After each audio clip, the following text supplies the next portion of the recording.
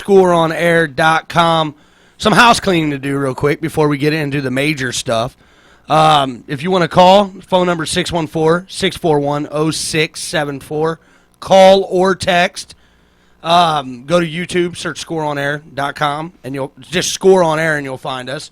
Download the TuneIn app, Score on Air.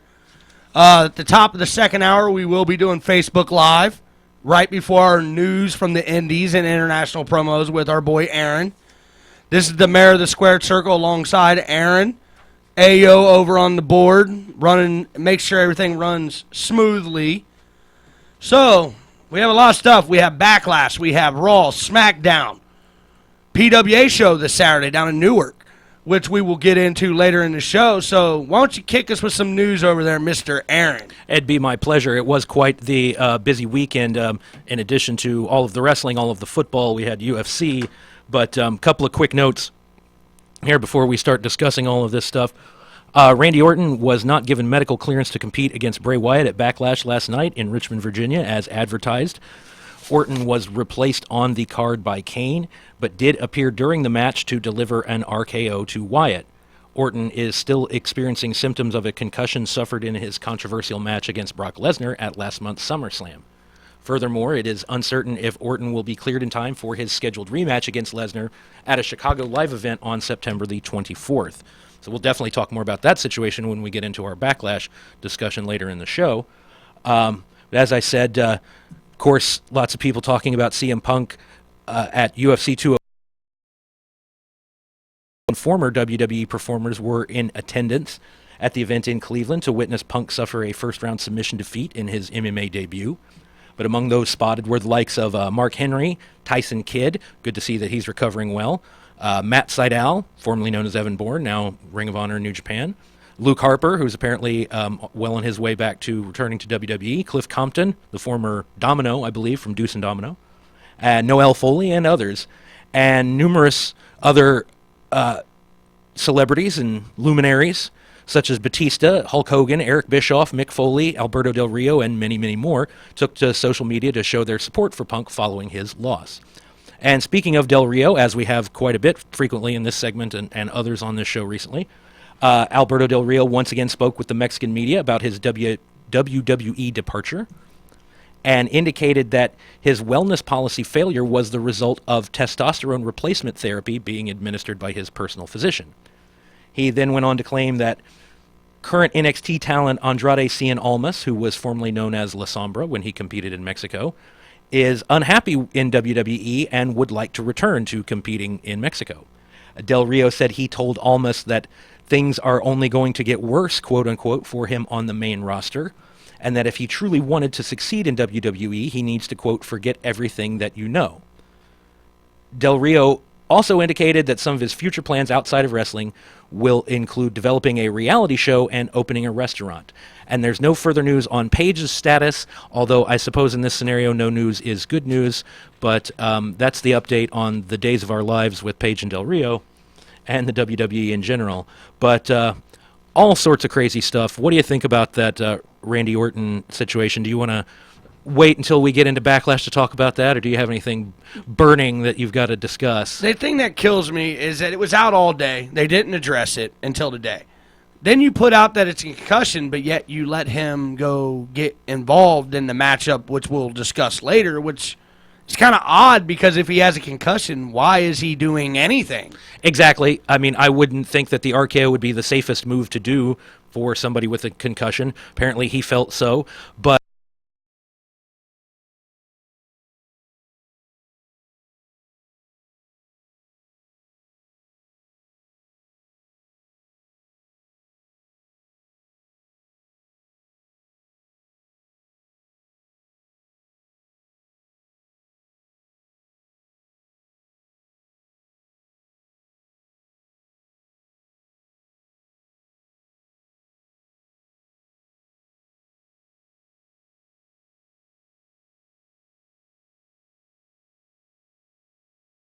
Around now, yeah, everybody that's a wrestling fan knew about this injury. Yeah. 4 hours before Backlash even kicked off. Right. I mean, yeah, I was certainly aware of it as soon as I checked out, a message board or a website looking for any late breaking news, and we certainly found it.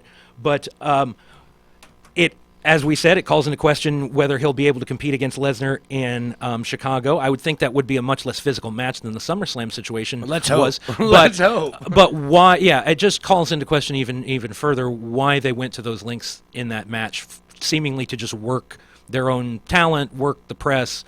I mean, if Orton got rocked that badly, then maybe it wasn't such a good idea. But speaking of getting rocked, CM Punk. There was talk that Dana White says his next MMA fight shouldn't be in the UFC. It should, indicating maybe Bellator or something. Do you think we should start the countdown clock on CM Punk returning to pro wrestling? Maybe, because he signed a 3-fight deal with UFC. And they do own, like, Invicta. Yeah. They own the smaller brands. Or do you do what Dana White does, or what I would do is put him on Tough Enough. The Ultimate Fighter. The Ultimate Fighter. And let him work his way back through. Well, I mean, that's how they found Mickey Gall to fight him this time, and Mickey Gall certainly is a new star. I know we don't talk much UFC on that. We're treading on the territory of Tyson's Punch-Out, but how did you enjoy your experience on that show on Friday? I know you stuck around a little bit for... Yeah, I did, actually. We did the top 5 biggest heel turns in WWE history. Me and him were number 1, number 2. Number 2 was Shawn Michaels, Marty Jannetty. Oh, boy. And yes. number 1 was the infamous Hogan NWO turn. I mean, 2 of the most memorable for sure. And my number 3 was the Edge and Matt Hardy thing. Pretty darn good. Certainly with, a lot of people remember Matt Hardy coming in and talking about Ring of Honor and all this stuff. And, I mean, at that time, that was, that sort of thing would probably be, brushed off more, with more cynicism these days than it was then. Yeah, we've got, all kinds of other stuff to talk about, though. I'm at the comment Del Rio makes about saying that Andrade Almas is already ready to go back. If that's the case, where does it give Del Rio the right to speak? He's just... Or if they're friends, maybe? Well, he said that, yeah, they are friends and that he's spoken with him about it, and Almas came to him for advice. These questions were in response to, but yeah, Del Rio definitely sounds a bit bitter and jaded. Not like he doesn't have the right to be, knowing his history with that company. But it's just a little weird that that's how they want to do it. I mean, yeah, if he's not happy with his standings with NXT, I'm pretty sure that WWE has a pretty good open door policy here. Yeah. Well, I think it might be Del Rio sort of projecting some of his frustrations at not being given the leeway to be himself in a way that he feels would have made him more successful, and that saying that there's similar restrictions being placed on Almas, or they're trying to change too much of what made him successful as La Sombra. He also brought up Mascara Dorada, who's now Grand Metalik, said he hasn't had a conversation like that with him. Grand Metalik, with this Cruiserweight Classic finals coming up Wednesday, seems Which to be will probably be the winner. most likely. I mean, he's the one that is apparently locked in of the 4 guys. Well, no, Rich Swann, but Ibushi and Zack Sabre Jr., who were most people's favorites at the beginning of the tournament. Neither one of them has. Or they've been negotiating, shall we say? Yeah, because Ibushi's shown up on NXT at least once. Yeah. Well, they've been But putting Bobby Roode showed up at least. No, not Bobby Roode. James Storm showed up at least once. Well, while we're talking about NXT, and it's in my head, Eric Young will be debuting soon. Roderick Strong from Ring of Honor as well. I think they'll save those for Toronto TakeOver. Yeah, November, Toronto. But Kota Ibushi takes on Rich Swann, and Grand Metalik takes on Zack Sabre Jr. this Wednesday. Live Cruiserweight Classic Finals Network special. Should be amazing. Because the winner doesn't get the title. They just win trophy. they just win the tournament, and then the division starts the following Monday, week from today. So on what Raw. they could do is give it to a Zack Sabre. Or give it to Ibushi. I'm guessing that's the way that they go. Go that way. Give the fans the match they really want to see with these Yeah. two. Yeah. Then let the division, because the Raw will put up a tournament. Yeah. To determine who their champion will be. Yeah, I hope they don't wrap it up into, they don't have enough time to have the finals at Clash of Champions, which was only like 8 days after Not that. unless they do a lot of multiple, like Yeah. 4 ways. I would hate to see them rush through it, but Or save it for Survivor Series. Hard to say, but I think we're coming up against our first break here. So before we get to that, do you have any inspirational words to leave us with, since Mark is not here to do so? Well, we'll go with one for, even though he didn't have really an inspirational thing over the weekend, which we'll get into, I'm going to go with the Dolph Ziggler. Yeah. Everything I do is to become better, the best ever, and I'm not going to stop. Which, I believe in that because nobody can really stop us if we want to be the best. Well, good, bad, or indifferent, gauging his performance from last night or in the past, if you don't have that attitude, especially in pro wrestling, the cutthroat, highly competitive nature that it has, if you don't have that attitude firmly implanted in your mind, you're not going to be successful. And Dolph Ziggler, for all of his shortcomings, is far more successful than most. And considering where he started as Kerwin White and as Nikki in the Spirit Squad, I'd say he's done okay. He's done all right in his career. He had a little stint with Amy Schumer for a while. But yeah, hey, that ain't bad either. I mean, and he's doing stand-up comedy right now. Yeah, on the he's side. got plenty of irons in the fire, and I don't know what that means about Amy Schumer, but we'll see. Me, Aaron, and Ayo, we'll be back after this short commercial break. You're listening to Hill and Face, ScoreOnAir.com.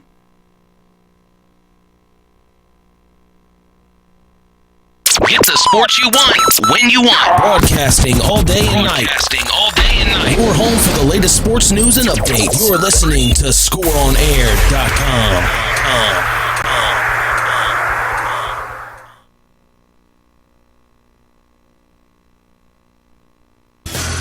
Do you need home repairs? Do you want a new style to your home but don't know where to start? Well, call Kimball Home Repairs and Renovations, and owner and founder Glenn Kimball will come out personally and give you an estimate on the job. Commercial or residential, we can do it. Kitchens, bathrooms, basements, we can do it. Drywall, paint, flooring, plumbing, we can do it.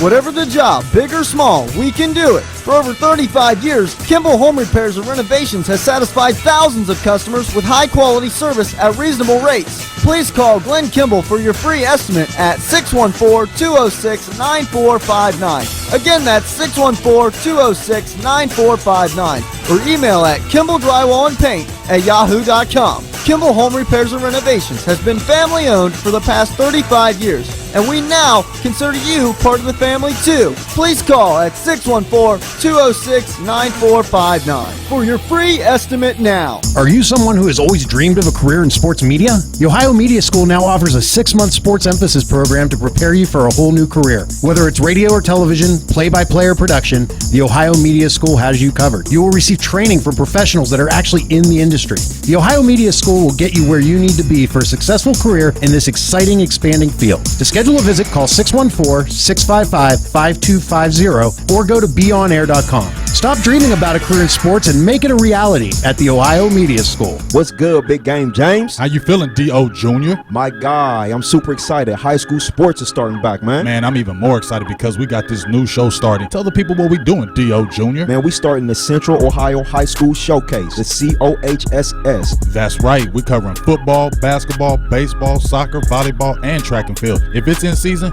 we on it. Hey, you know we do this for the kids, man. You can listen live by going to ScoreOnAir.com via the TuneIn app, or watch us streaming live by going to the Score On Air YouTube channel, the COHSS, giving you nothing less, showcasing Central Ohio's best. We know that Columbus, Ohio was discovered back in 1812. We know it's the 15th largest city in the country. Did you know that Columbus has grown to be one of the most exciting cities in the United States? Experience theater, sports, music, family fun, and more. It's time for you to experience Columbus.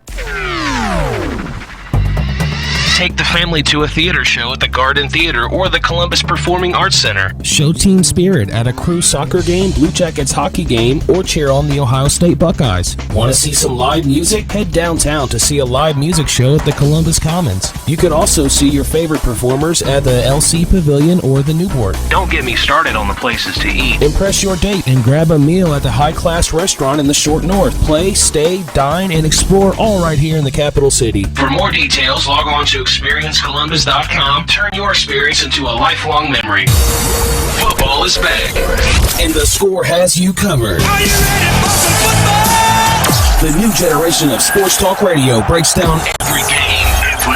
Are you ready for some football? Only on ScoreOnAir.com. The Score. The Score.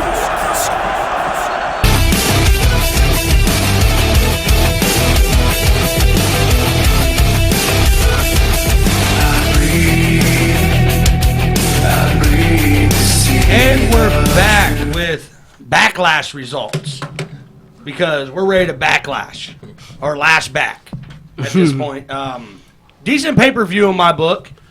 I'd say overall, I mean, it had its ups and downs. We'll wait till the end of our discussion to give our final analysis, but there were some positives and there were some things that weren't so positive. Like one of the big right off the rip is how they started the show. Shane and Daniel Bryan. Yeah, I thought that they were killing time from the beginning of the show.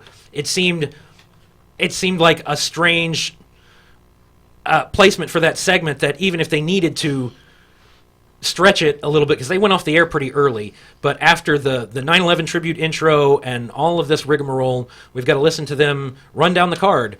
And I think the first 8 minutes of the show was entrances. Yeah, I would have much rather seen them just get straight into a match than do all of this, because it just made it feel like we were watching SmackDown on TV and not a network special or pay-per-view or whatever terminology you want to apply to it these days. And the writers are making Shane McMahon and Daniel Bryan look like liars. Didn't they say when this brand split started that it's not going to be about them, it's going to be about the wrestling? Right. Well, we see more of them than we really do anything else at this point. I mean, their presence is no different than the way they have Mick Foley and Stephanie on Raw. I would agree with that. I mean, but shoot, my opinion, you got to, because when them two come out, the fans go wild. And I think they're kind of like, we got to put them in here some kind of way to keep these fans happy, because that is a good point, just because this pay-per-view proved more than anything about how limited the roster is on the SmackDown side in terms of depth or star power. And with situations like Randy Orton's or with John Cena being off filming some other outside project. Another horrible TV show, season 2. Yeah, I'm not aware. But coming this fall on probably on Fox, because Fox does all the horrible shows. I think his first season was actually on Fox. I don't know. The first time I ever heard who John Cena was, he was actually in developmental, and he was WWE prototype. Yeah, WWE did this paintball reality show. I cannot believe I forgot the name of it, but it was some paintball warfare reality show, and he was like the leader of the paintball bad guys, and he was Big Tim. It was before he was ever on TV as John Cena, but it was like people talked about it. But yeah, look that up. I don't know if you can, but that was funny. Yes, give it time; it'll be on the network. I hope. Give it time. Hey, Cena's the man. Reality show. I mean, only Vince McMahon could come up with that. The first match, they started out with the 6-pack challenge, which all of us were. Who didn't you predict Nikki? No, I said Becky. I think it was. I think I said. Well, me and Aaron was right. Yeah, it was Becky Lynch taking up the match, but it was a great match. It started out.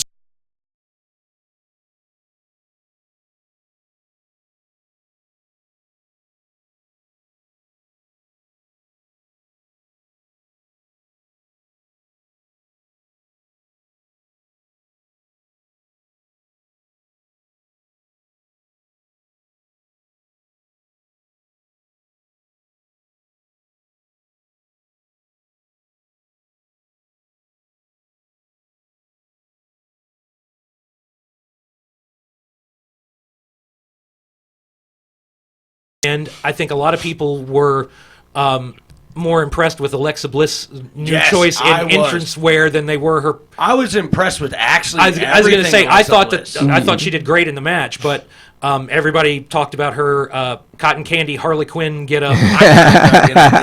Well, okay, they got that now. They got that chick Peyton Royce in NXT that does the Poison Ivy thing. Who are they going to dress up like Catwoman and do the whole Gotham City Sirens thing? Natalya. Maybe. I don't know. Because Natalya does have the cat suit thing. Yeah, there you go. Because maybe if Tyson Kidd even got, I think, a Twitter for their cat. Yeah, I don't know. So, there you go. Then you can bring like Enzo as Robin and bring Cass. Oh Lord, what have I started? Oh yeah, you started something good. Keep it going. Bring Seth Rollins down as Two-Face. Quite the digression we're on here. But no, the women's. You know he can fit Two-Face too. That's good. Then we had the backstage segment. Yeah, between Orton and Bray, where Bray attacked Orton, which we had already known at this point. Orton wasn't competing. Yeah, as we said in the first segment of the show. Oh, don't take away from the movie. Clear concussion. I think that it was strange that people knew he had a head injury and they decided to have Go with Bray the Wyatt leg. work on his leg. Like, at least, like, imply that it's a concussion. You know what that was, don't you? Since WWE didn't break the news, it never existed. Oh, of course. Just like Vince Yeah. always does. If it doesn't get broken by them, it doesn't happen. Well, they have nobody to blame but themselves for this situation occurring in the first place. I mean, nobody's shedding any tears over the fact that the news got leaked and WWE has egg on their face as a result. Going back to the last match real quick, I did like the fact that right after this match, they already had a photo shoot up with Becky Lynch. Pictures with Triple H. Yeah. Instantly, because she is now the face of SmackDown in that women's division. You know what? She deserve it. After She the last absolutely year deserves it. getting kicked around by Right. every feud they put her in. Right. It just made me reflect on the fact that at one point WWE could barely put together enough talented women to have a tag team match, and now they have two divisions on separate shows that are separate rosters of women, and and it's getting better. It's slow, but the progress has still been there. Yeah, Becky Lynch was the right person to have the belt. It was a good match. I thought it was strange to have Carmella be the last one, but they got to build I think somebody. that sets Yeah. more of the feud for her and Yeah. Nikki. Yeah, that's gonna be a good one too. That's good. But action-packed match. A lot of people said it was their favorite match on the show. I wouldn't Yeah. go that far, but it was up there. Yeah, It I was I my would say favorite. that, some people are a little bit, overzealous in their appreciation for Or this as what match. King would say, the puppies. Yeah, Then we had the first tag team tournament match, which was the second chance match, the Usos versus the Hype Bros. The Usos, I like this black attire. Man, they actually look scary. I was like, whoa, look at them. I know. My reaction was, oh my goodness, the Usos are gonna isolate body parts and make Yeah, people tap out with submission right. holds. I'm gonna have to start liking these guys, because I definitely liked the old school tag team vibe that they had. They ditched the face paint. They ditched the Samoan, Entrance. tribal dance. They're they're buying in 100%. I think that match would have been a better choice to start the show, especially the way they had it laid out. I mean, it was what it was when you've got Mojo and Zack Ryder to work with, but it was better than I expected it to be. They came out with a lot of hype. Yeah. Mojo. Yeah. Did. But Ryder looked great. Ryder's timing was just, there for the whole match. I got nothing bad to say about the way that, because both teams look good, I feel, and that's the point. So That was the big thing, because I think this was the first time we've ever seen the Usos in this heel formation. Yeah, and I can't lie, I loved it. I was like, whoa. The Hype Bros came out hype, and I'm sitting there looking at the Usos, and they're just staring at them. I'm like, they are about to break these Hype Bros into The half. only thing I missed was if the Usos would have came out with Tamina. maybe. Like, really, to Oh, make them yeah. a heel group like they was when Yeah. they first started. That's true. Or even Yeah. Nia Jax, Yeah. something real quick, even though she's not on SmackDown. Have her Maybe. just show up. Maybe that's down the line. I will say this: That Mojo would be was nice. so hyped that he absolutely just steamrolled both the Usos, clocked them when he did that big shoulder block on the outside, and the way they hit that barricade looked pretty ugly. So Yeah. Yeah. I think Mojo's going to need a little bit more work to kind of. Well, Mojo was an NFL player, and the Usos did a little bit of Division II college ball. No, or they something. played for Alabama. Oh, actually. they were Division I. I Yeah, didn't know they that. played for the Alabama. They got them in a couple of national championships. Well, that's a different story. But even But when so, you're that big, you can't be as rough as you can maybe down in Right. NXT, or as what they would say in the business, you can't be that stiff. oh, it was a little Oh. snug for sure. Then the last match we're going to talk about before we go into break, The Miz and Dolph Ziggler. Okay, before we talk about this, one thing, I don't know if anybody else noticed it, but a couple of people on online brought it to my attention, and I couldn't get over it when I saw it. The very beginning of this match was exactly like the CM Punk Mickey Gall fight at UFC 203. Miz, they're in opposite corners. Miz charges in, gets taken down. Ziggler rolls behind him, gets in a rear naked choke, and he goes to the ropes to submit. That was the only reference they made to it, but it was so perfect that when that was brought to my attention, I just couldn't help but laugh. Now that you bring it up, I do actually, my brain re-clicks it. I do kind of see yeah, it. like Man, you're killing the show. You're killing the show. how are we killing it? Oh man. First James called it. What did you say about it? What? earlier. Oh, about it killed being the just show. a massive smackdown right? episode. Yeah. So yeah, well, And now you saying they copying off of UFC? Well, just that first part they did. no, this was a very good match. I think it went a little long, but But it all ended how we knew it was going to end. Reese was going to get involved, and yeah. Yeah. this is all still setting up, I believe, for Daniel Bryan's in-ring return, Well, they had the segment with him where he wants more money. Yeah, I don't know what they're building to, but so much for that edict that those two are going to be kept apart on TV, because that lasted less than a week. But no, I did like this match. I think that it was better than it had any right to be. You take that for what it's worth, but they've Definitely actually two mid-carders on the mid-card. yeah. Well, it was better than when they did it the year before, and the year before that, and the year before that, and the year before that. So Yeah, that's true. But the thing is, The Miz is doing what they want him to do. He's playing the heel. Yeah. He really is doing a heel job the way that they want him to do it. He's getting heat. Right. The baby faces are basically having to deal with the fact that it's 2-on-1 at all times. but the eternal question is now what do you do with Ziggler? This has got to be a heel turn. Either that or he's leaving. He might have an out in his contract. That's the only two things I can think of. Or you They're tag team him. Well, they're jobbing him out so that he's worthless when he tries to go to TNA or Ring of Honor or something, and that's already. They tried that with Damian Sandow, and we saw how well that worked for him. Well, I was going to say that's already pretty crowded in that field. There's a lot of guys that Dolph Ziggler I think could make an impact in the I'd X book Cody division. Rhodes over Yeah. Dolph Ziggler any day of the week. Dolph Ziggler could make an impact at TNA under that X division. Ooh, He yeah. could. That'd be the best place for him, better than Ring of Honor or New Japan, I think. But we'll be back after this short break. We're going to talk some more Backlash. We got Orton. We got Bray Wyatt. We got AJ Styles. We'll be back after this short commercial break. You're listening to Heel and Face. ScoreOnAir.com. Football is back. And the score.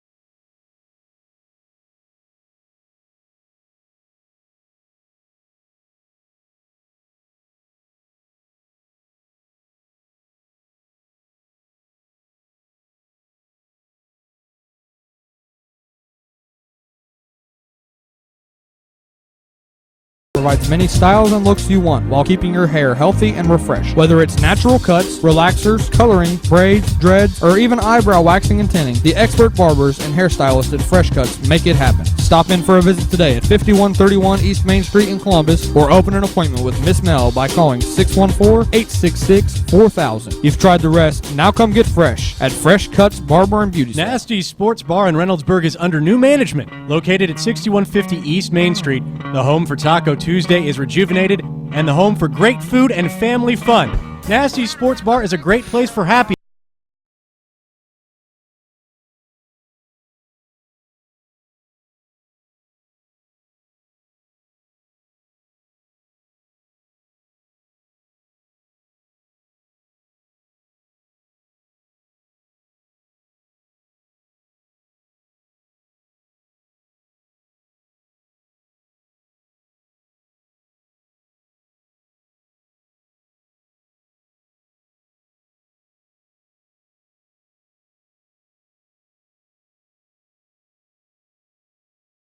Or Social Security disability. Now located at 1111 Dublin Road in Columbus with satellite offices in Lima and in Chillicothe. For free consultations, call 614-486-9503 or for more information, visit them at NisleyLaw.com. So if you've been injured at work or have been denied Social Security disability benefits, the Nisley Law Office can help you get the benefits you and your family deserve. Visit their new office in Columbus at 1111 Dublin Road. Give them a call at 614-486-9503 or visit their website at NisleyLaw.com. The Nisley Law Office, helping you get the benefits you deserve.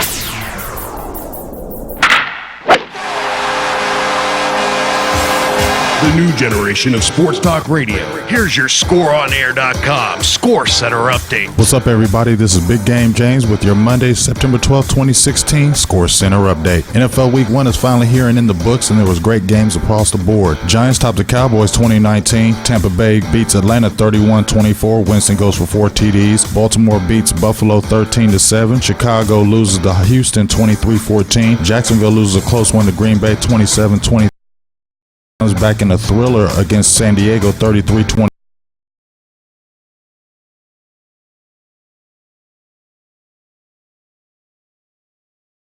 Seattle ekes out a close one, 12-10. Detroit pulls out a big one against Indianapolis, 39-35. And New England wins 23-21 in a thriller. Ohio teams ran action. Cleveland falls to Philadelphia, 29-10. And it was Carson Wentz who had the big game, 22 of 37 for 278 yards and 2 touchdowns. RG3 threw for 12 for 26 for 190, and I'm picking that game. Bengals eke out a close victory against the Jets, 23-22. QB Andy Dalton went 23 of 30 for 336 yards, 1 touchdown and 1 pick. And A.J. Green was all over Revis Island sipping Kool-Aid with 12 catches and 180 yards, mostly on the star corner. This is Big Game James. Thanks for tuning in for your weekly roundup on the WOSA, the new generation of sports talk radio. Broadcasting from the Score On Air studios at the Ohio Media School in Columbus, Ohio. Your home for all the latest sports news and talk. ScoreOnAir.com.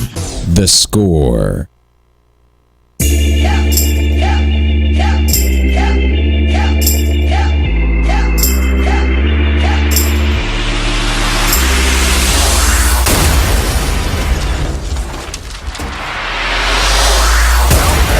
And we're back with the conclusion of our Backlash rundown. I guess that's how you would say it. Rundown, results, recap, however, analysis, potato, however you want to break it down. We're here breaking down Backlash. We'll just do it that way. Going into break, we talked about the Miz and Ziggler, which Miz did pick up this win with some help of some pepper spray. Yeah. I don't think it was really pepper spray. As perfume or something. Yeah, because Dolph's eye wasn't burned. I've been pepper sprayed. I know the results of it. And that wasn't it. And it hurts. I'll take your word for it. Then we're going down. Bray Wyatt defeated Randy Orton via forfeit. He came down the ring and said, you know what, I want to win. Well, first of all, okay, how did he win via forfeit if they did a 10 count? Shouldn't he have won by count out? Yeah. That's what I'm saying. Who cares? But, I mean, they can't even maintain logic within their own segment. Anyway. I listen to Taz a lot. And I'm not going to steal his idea. I want to give him credit for this. Taz's thing is WWE does not do real life well. They don't do real well. Like their storylines well. No, there's definitely a lot of disbelief to suspend. Then what had happened was, we decided they did put Bray Wyatt in the match, but against Kane and a no holds barred. Yeah. But this is a match we kind of seen before, in a way. Well, what is the point of Kane winning that match? Why? But that is Kane's first pay-per-view win since 2012. Yeah, that makes it even more of an egregious mistake. I think that's the second time I've said egregious this show. I think what will happen with this is Orton's getting ready to go against Brock in Chicago, correct? That's coming up, what? It's on the card, September 24th, day before Night of Champions, Clash of Champions. So that's coming up. How? If I was WWE... Yep. Orton and Brock, September 24th. It's a house show. Yeah, it's a house show. So we won't see it, not unless it's on the network, like Roadblock was, which I doubt they'll do that a week before Clash of Champions. Yeah. Right. Well, and basically, Brock was supposedly done anyway, and they were like, well, we can get him for another house show, and he costs less for house shows than he does for pay-per-views or TV, so... So with this one, I do call... The reason why I think they put Orton over... is because or Kane over because Orton and Bray's not done yet. Yeah. I look for Bray to show up at that house show and take out Orton before he even gets a shot to go against Brock. Yeah. To kind of re-intensify the rivalry because it's not dead. It wouldn't be the worst idea. I mean, I can say that. But it definitely was the low point of the show, in my opinion. Just because, as we've said ad nauseum already about how they address the situation to begin with, and then Kane and Bray Wyatt in a cold match that didn't do much for me. I thought at least let Bray go over here, even if he wasn't going to go over Orton, let him go over Kane, so he has a little bit of momentum into whatever they do next with them. But my thought process was before they announced Kane, I was like, man, this would be a good shot for Harper to come back. Harper versus Bray. Yeah. Oh, yeah. This would have been a real good, because I know his coming back date's coming real soon. All I know is that he's been posting updates about his rehab. Or Rowan go against Kane, go against Bray after Rowan was left sitting there. Right. Again, just a missed opportunity with Bray Wyatt. But and there's been far too many of those. It was late. Yeah. This was a late addition. It was a late change, which they still had enough time to do this properly. There wasn't much to this show anyway. I mean, they had to do whatever they could, you know. I mean, it was to the point that, yeah, they were probably getting the security guys out there ready to wrestle. They needed old Chris Payne to be hanging out with his gear so they could throw him to the wolves. With us being close to Richmond, I'm surprised he wasn't down there doing something. Well, maybe he could wrestle one of those two indie guys that AJ was talking to. Right. Because Lord knows what they were doing there. Like, that was a funny segment, and funny strange, I should say. But yeah, it seemed like to me Kane is back partners with Daniel Bryan. I think that's what that's being set up for. I think Miz better watch out because Kane get back cool with Daniel Bryan. Be bad. The big red machine is going to be smashing everybody that mess with Daniel. Here in a couple of segments, we're going to talk the Raw preview or SmackDown preview, and I've got that brought up about the Intercontinental Champion. But real quick, we had the Tag Team Championship. Heath Slater and Rhino, they defeated the Usos to win the vacant title of SmackDown Tag Team. You know what? In Heath Slater's words to his wife right when they're done, we getting a double wide, baby. I think that was one of the best parts of the show, was the double wide. It was great. I mean, I could have done without the interview before the match with the trademark Vince McMahon toilet humor, but the match itself was just fine, you know. It was an enjoyable match. The crowd really enjoyed it. I think it was the right call, even though I might have done something with, prolonging the Heath Slater underdog role, but what was it that you had said that now that he has the contract, they can lose the belts? They can drop the belts. They can drop it on SmackDown to the Usos, and he's got his contract now. They did what they wanted to do. They gave him his Zack Ryder moment. Yeah, but they actually got Heath Slater over. Right. Okay. They got that crowd was probably the second biggest. Could that have been because they were in Virginia? Could be. And Heath Slater is from the back countries of West Virginia. Yeah, I mean he's certainly of the same sort of folk that. He's the hottest free agent in wrestling today. Not anymore. He's not a free agent anymore. He's a certified Team Blue. Right. And him and his buddy Rhino, which I don't like how they have Rhino say nothing. I think it's creepy and funny, and I mean, I think you can do more, but we'll see where they go with it. But, I mean, think about what they've done with Heath Slater in this past month or so. Actually being noticed. I wanted to see his kids last night. Well, I remember they talked about how one of his kids didn't have a tongue or something or couldn't talk. I want them to bring that back up. That's that backwoods West Virginia kind of talk, like Deliverance kind of thing. Yeah, I don't know. I'm from Portsmouth, which is not too daggone far from West Virginia, and but we'll see. Then we had the main event: AJ Styles versus Dean Ambrose.